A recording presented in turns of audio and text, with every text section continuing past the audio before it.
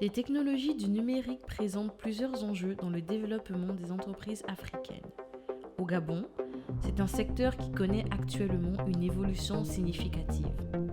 Ces nouvelles technologies apportent aux entreprises et aux administrations de grandes possibilités de développement, tant sous un angle organisationnel que sur le plan de l'innovation produit. Chaque jour, de nouvelles solutions sont conçues pour apporter des réponses efficientes. À Libreville, un incubateur numérique a vu le jour et ce, justement pour booster cet élan d'innovation chez les startups digitales. La Société d'incubation numérique du Gabon. Son but, faire des émules, accompagner les champions nationaux du domaine et concourir à la révolution du numérique au Gabon.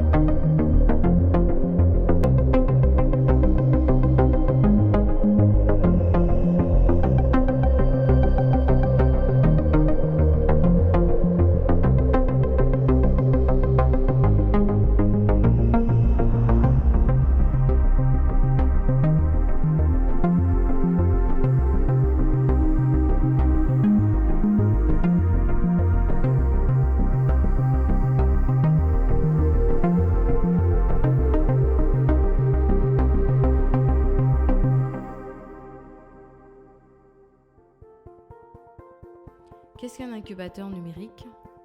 Un incubateur, c'est une structure qui propose des programmes d'incubation. Donc, qui propose des programmes d'incubation et des services pour accompagner les entrepreneurs dans leur développement. Donc, au niveau de la SING, on est considéré comme un super hub parce qu'on propose des programmes d'incubation, des programmes d'accélération et des espaces de coworking aux entrepreneurs. Et on a cette spécificité-là d'être axé sur des projets numériques et digitaux. L'incubateur est là pour proposer des programmes d'incubation, pour accompagner les entrepreneurs. À côté de ça, il y a des services annexes qui sont là. Comment fonctionne la SING ? Alors déjà, la SING, la SING est en mode start-up. Donc le mode de fonctionnement est vraiment celui d'une start-up, donc avec l'agilité qui va avec. Donc aujourd'hui, on ne fonctionne pas comme une grande entreprise. Vous allez arriver où les process sont fermes, où les activités sont fermes, etc.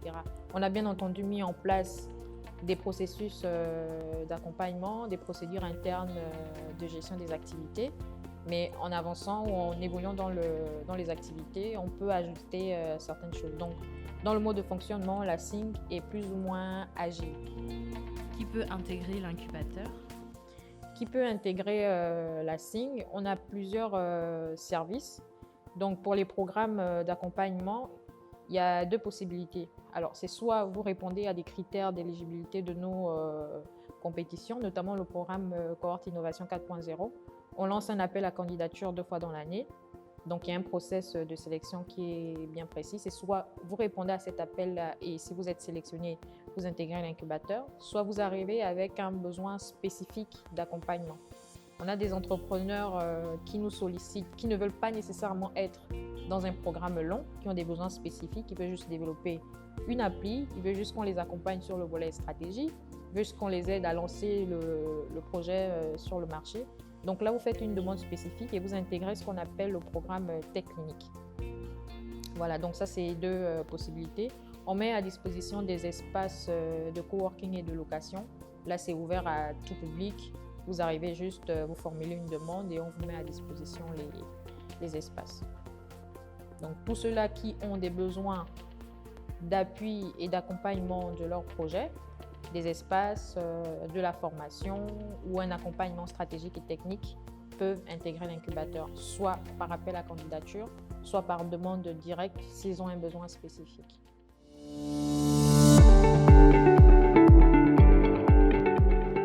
programme cohorte de la SING, qui a débuté l'année dernière, ce sont 8 startups qui ont été retenues pour avoir l'opportunité d'être entourées par la SING. Des appels à projets sont organisés périodiquement pour dénicher les prochaines startups qui auront l'occasion d'intégrer la SING. Quels sont les critères de sélection de ces startups? Pour intégrer la SING en tant que startup, il faudrait que le startupper vienne avec une idée qui soit profitable, c'est-à-dire qu'on peut dégager des revenus sur cette idée. Il faut que l'idée soit duplicable, c'est-à-dire que l'idée peut être développée au niveau national et peut être exportée à l'étranger. Et il faut que l'idée soit innovante. Qu'est-ce que les projets ont en commun? La plupart des startups qui rentrent à la SING ont en commun l'innovation. Et la plupart des projets qui sont développés au sein de la SING ont aussi en commun le facteur numérique. C'est que la plupart des projets qu'on reçoit sont en fait des projets qui peuvent être développés avec des outils du numérique. Quelle est la particularité de votre startup? La particularité de Webcars, c'est que vraiment c'est une application qui permet aujourd'hui aux particuliers de se déplacer de manière sécurisée. C'est ça la première particularité, parce qu'en fait le constat, c'est que le covoiturage tel qu'il est pratiqué en Europe, en fait ne tient pas trop compte de la donnée sécuritaire. Mais au niveau du Gabon, on l'a contextualisé, donc on a vraiment mis l'accent sur le côté sécuritaire. C'est ça la particularité de Webcars en fait. La particularité de Canopé est qu'on ne s'attaque pas uniquement au problème de miel, donc on s'attaque aussi au problème des abeilles. On a un pan écologique, on a un pan social, on a plusieurs domaines. Au lieu d'aller uniquement récolter, on élève les abeilles pour produire du miel et ses produits dérivés. La particularité de notre start-up, déjà, c'est qu'elle est adaptée au contexte gabonais. On a travaillé pendant plusieurs mois pour le faire. On a fait une étude de marché, on était sur le terrain, au plus proche des agences pour leur poser des questions sur comment ils fonctionnent au quotidien et quelles sont les difficultés qu'ils rencontrent. Et sur la plateforme, ce qu'il y a d'assez unique, c'est que lorsque l'utilisateur achète le billet, il est en interaction directement avec l'agence elle-même. C'est-à-dire que nous, on vient en fait comme une passerelle entre le voyageur et l'agence. Aujourd'hui, pour une entreprise qui désire connaître ses impôts, elle est obligée soit d'aller dans un cabinet comptable, soit d'aller vers les impôts. Aucun moyen n'existait à l'heure actuelle pour déterminer facilement ses impôts. Et c'est de là justement que Gatax tire son originalité. C'est-à-dire qu'aujourd'hui, le contribuable peut directement de chez lui calculer ses impôts, savoir où est-ce qu'il doit aller pour les payer et faire toutes ces formalités via smartphone. À quel problème de la société ou marché votre start-up apporte-t-elle une réponse? Il faut dire que la demande de miel est forte au Gabon. On a une demande forte, on veut du miel bio, du miel de qualité, du miel continuellement. Mais l'apiculture, qui est le seul moyen d'avoir ce miel-là, n'est pas développée au Gabon. Donc c'est à ce problème-là que nous répondons. Nous répondons au problème de miel bio de qualité continuellement. Aujourd'hui, pour une entreprise qui désire connaître ses impôts, elle est obligée soit d'aller dans un cabinet comptable, soit d'aller vers les impôts. Aucun moyen n'existait à l'heure actuelle pour déterminer facilement ses impôts. Et c'est de là justement que Gatax tire son originalité. C'est-à-dire qu'aujourd'hui, le contribuable peut directement de chez lui calculer ses impôts, savoir où est-ce qu'il doit aller pour les payer et faire toutes ces formalités via smartphone. Il n'y a pas qu'un seul problème, en fait il y en a plusieurs. Webcars répond à plusieurs problèmes, donc notamment celui de l'offre insuffisante des moyens de transport, celui du retard au travail, celui du stress permanent. C'est-à-dire que lorsqu'on prend un taxi tous les matins, lorsqu'on est aux arrêts de bus et qu'il n'y a pas de taxi, on est stressé d'arriver en retard. Avec Webcars, eh bien, on enlève ce stress-là. Donc Webcars répond particulièrement à trois problèmes que je viens de mentionner tout de suite en fait. En quoi consiste la formation? Alors, les thèmes sont divers. Le premier est la bancarisation et la digitalisation, qui vont en fait concourir en fait aux règles de financement pour les startups. ces règles de financement-là permettent aux startups au moins d'avoir les rudiments lorsqu'elles sortent de la SING. Ces entreprises, sinon ces micro-entreprises, auront au moins un canevas sur quoi se baser par rapport à leur demande de financement si elles sortent du cadre de la SING. Qu'est-ce qui vous a motivé à venir donner des formations ici? Orienté, la start-up a toujours été mon cheval de bataille. Quand je parle de la start-up, je parle de la micro-entreprise, je parle de la personne qui crée. Donc mon expérience et mon expertise comme professionnel de banque et promoteur du digital me permet de les accompagner et la SING est un cadre agréable et réel pour permettre d'accompagner ces entreprises-là. Et par rapport déjà à sa structure et à tout ce qu'elle donne aux entreprises pour pouvoir évoluer et pouvoir au moins donner aux incubés un certain nombre de règles et d'éléments pour se développer.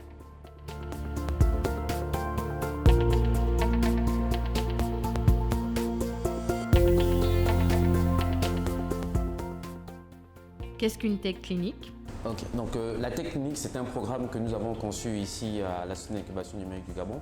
C'est un programme d'accélération individuelle d'une période de 1 mois. Donc, programme d'accélération, c'est quoi? On fait passer en fait un projet d'un point A à un point B. Dans le développement d'une entreprise, il y a plusieurs étapes. Vous partez de l'idée, trouver votre client, valider le modèle économique et ensuite le faire grandir.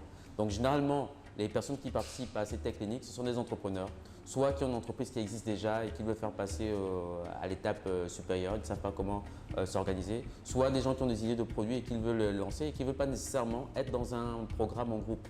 Donc là, c'est un produit vraiment individualisé où l'entrepreneur en fait est avec nous pendant 4 semaines en moyenne, avec on va dire 20% de théorie, puisque on lui explique en fait les techniques de développement de l'entreprise par le client, le Lean Startup, juste pour qu'on ait le même langage. Et le reste du temps, il travaille concrètement à mettre en œuvre tout ce que l'on a défini comme stratégie. Donc on peut vraiment définir ça comme des ateliers de stratégie et d'exécution, avec des services d'appui qui permettent à l'entrepreneur en 1 mois de passer à l'étape supérieure de la mise en œuvre de son projet. À date, nous avons accompagné 27 entrepreneurs dans cette démarche, avec 5 qui ont pris la version payante. Une version payante qui dure justement 1 mois avec des services d'accompagnement et qui se conclut par un démo day, c'est-à-dire qu'une journée pendant laquelle on le met en relation avec des investisseurs potentiels, des clients potentiels ou d'autres personnes qui pourraient être intéressées par leurs produits. Et puis on a la version gratuite qui est de 2 heures où vous pouvez rencontrer n'importe quel consultant à l'intérieur de la SING, discuter de votre problématique. En général, on vous demande de nous envoyer un document de projet qui nous permet de bien comprendre nos problèmes auxquels vous vous attaquez. Et ensuite, on définit ensemble si vous avez réellement la solution et quel est le plan d'action qu'on peut mettre en place pour que vous puissiez développer votre entreprise. Au sorti des 2 heures, vous avez une feuille de route claire. Soit vous êtes capable de l'exécuter vous-même et vous êtes libre de le faire, puisque notre objectif c'est de vous rendre autonome. Sinon, vous avez peut-être besoin d'un appui encore un peu plus long et c'est là où on rentre dans une version payante. Depuis combien de temps avez-vous fait appel à la SING pour vous conseiller? Alors j'ai entendu parler de la SING par le biais d'une amie qui avait fait une tech clinique et qui a fortement recommandé les services de la SING parce que la méthode Lean Startup l'a aidé à démarrer dans son business. Et quand il a été temps pour moi de me lancer, j'ai fait appel à la SING pour les mêmes raisons. Comment était votre entreprise avant et après la tech clinique? Avant la tech clinique, mon offre était une offre générique qui parlait à tout le monde. Je n'avais pas vraiment un segment clientèle ciblé. Et depuis que je suis à la SING, j'apprends à adapter ma proposition de valeur aux besoins spécifiques de mes clients. Qui est le plus ancien? Depuis combien de temps travaille-t-il ici? Mohamed, qui est actuellement notre gardien. Et ce monsieur était là quand la SING était encore en construction, c'est-à-dire il n'y avait pas tout cette peinture, cette décoration. Vraiment, quand c'était à l'état briques, sable, gravier, etc. Comment vous gérez les interactions avec les startups? Alors, je pense qu'en tant qu'accompagnateur de startup, il est très important pour nous de familiariser avec elles qu'elles se sentent à l'aise ici parce qu'elles viennent de façon récurrente pendant une longue période. Alors il faut bien qu'on puisse familiariser avec elles. Forcément, on va essayer d'aller un peu plus loin que faire du conseil aux startups. On va essayer d'être des amis, comprendre les situations pour pouvoir mieux les conseiller parce qu'ils font face à des difficultés qu'aucune autre personne ne peut rencontrer dans la vie normale en fait. Donc forcément, on va devoir développer de l'amitié et de la proximité avec les startups. Quelles sont les qualités principales pour réussir à la SING? Il faut avoir vraiment l'esprit d'équipe parce qu'on se retrouve à faire un peu de tâches de tout le monde. Ensuite, il faut être ponctuel, il faut être rigoureux. Donc c'est être créatif, être toujours disponible, faire beaucoup avec peu. Il faut être passionné, simplement. Je m'adapte facilement à tous les différents comportements des personnes. Alors l'ambiance de travail, déjà c'est relax. On se sent comme à la maison parce qu'on est déjà comme une famille ici. C'est jeune et c'est dynamique. Pourquoi aimez-vous travailler ici? Alors, j'aime travailler à la SING parce que j'apprends énormément. Je sens que je progresse.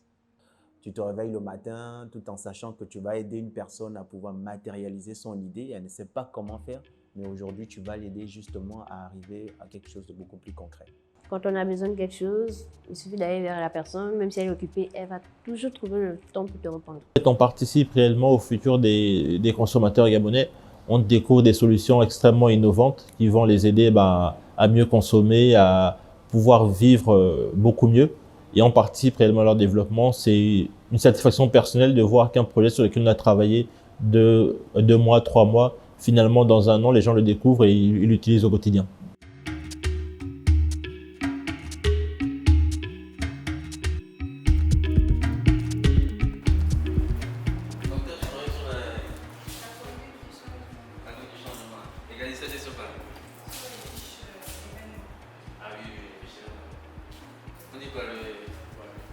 Le juriste. Chance. À propos, ouais, c'est quoi? Bientôt. Ok. Quelques minutes. On a tu n'as pas dormi la nuit? Ça va. Teddy. Badia et Tena, dis-toi. Ça va. Juste qu'on a un petit souci. Ah, sur les questions de l'API et l'intégration là. Vous devez non voir dans mon bureau.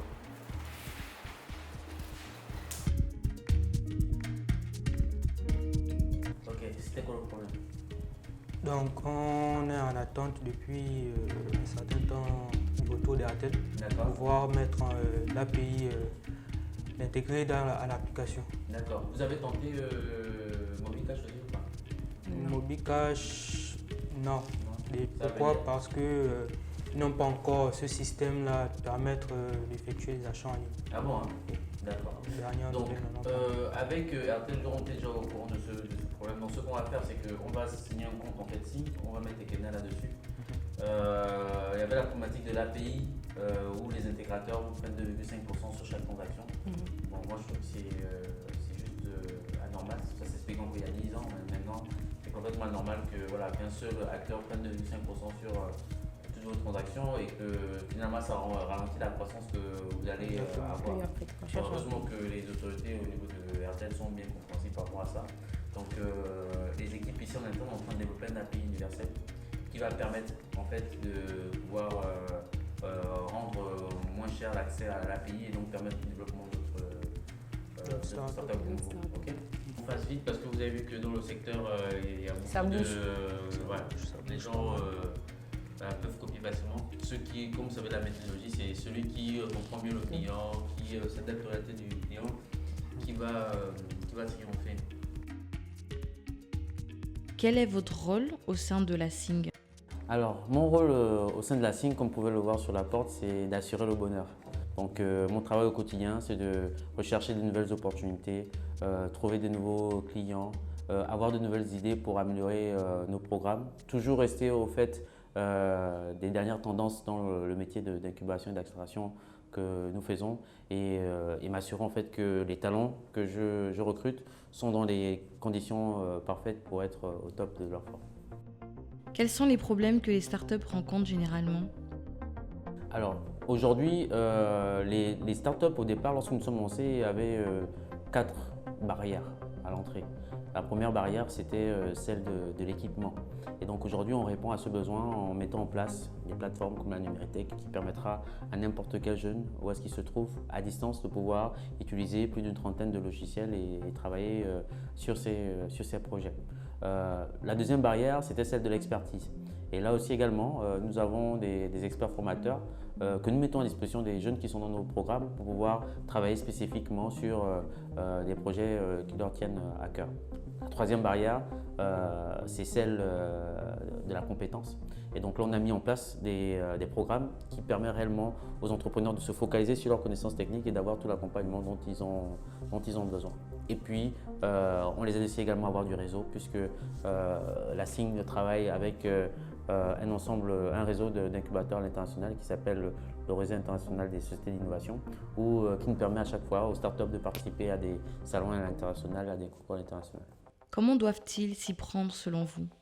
Alors, généralement, lorsqu'une start-up se lance, il faut comprendre que généralement, on part de l'idée pour pouvoir s'assurer qu'il y a de la demande. Et c'est là toute la magie de la start-up. Donc, la start-up n'est pas encore tout à fait une entreprise, mais c'est vraiment un projet dans lequel les personnes se lancent à la recherche d'un modèle économique. Donc, dans cette étape-là, elle doit être vraiment très méthodique. Puisqu'elle a très peu de ressources, il n'y a quasiment aucune banque qui va les accompagner. Donc, le peu de ressources qu'elle a, elle doit s'assurer qu'elle s'intéresse d'abord aux besoins et à la problématique qu'elle essaye de résoudre.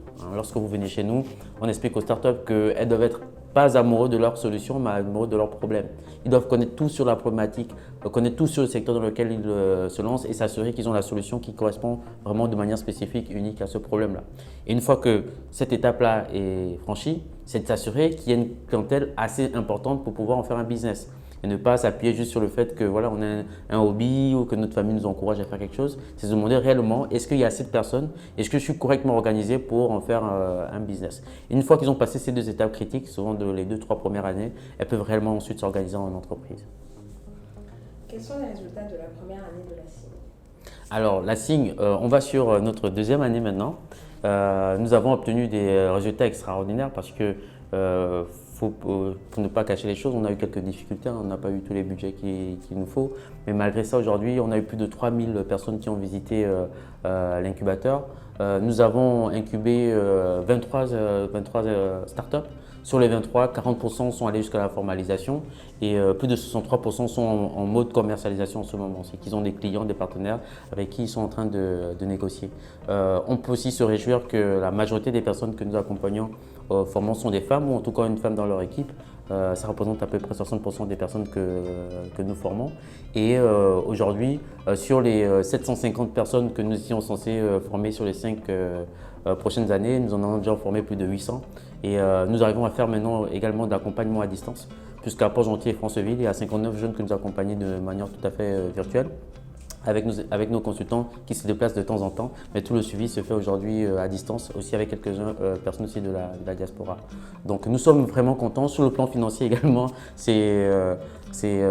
nous avons des bons résultats puisque avec le Covid, ça nous a ouvert des marchés, ça nous offre des opportunités. De plus en plus, les autorités comprennent l'importance de la digitalisation de l'économie et du patriotisme économique. Donc la SING se positionne bien là pour pouvoir être justement ce tiers qui va permettre aux entreprises de se lancer.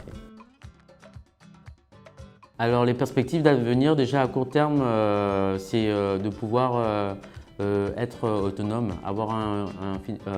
faire en sorte que de nos produits propres n'ayons plus besoin de dépendre d'un ou de deux clients ayant déjà en bonne voie sur cette stratégie-là. Nous voulons mettre en place la bourse nationale de sous-traitance dans le numérique qui va permettre aux donneurs d'ordre et aux fournisseurs de pouvoir se retrouver et faire des marchés ensemble. Nous sommes en train de développer le programme de start-up d'État, c'est-à-dire permettre à des fonctionnaires qui ont des très bonnes idées de développer des services digitaux qui vont améliorer le parcours de l'administration. Et vous avez vu cette semaine, vous avez dû parler à EasyTax, on a fait des choses avec le ministère de la lutte contre la corruption qui s'appelle Anticoca. Il y a plein de projets comme ça qui sont en train de se développer. Et le dernier projet que nous sommes en train de lancer, c'est le e-paraffeur. permettre à l'administration de pouvoir avoir un parapheur digitalisé pour que n'importe quelle autre personne puisse le faire. Bien sûr, il y a les questions de financement qui sont toujours là.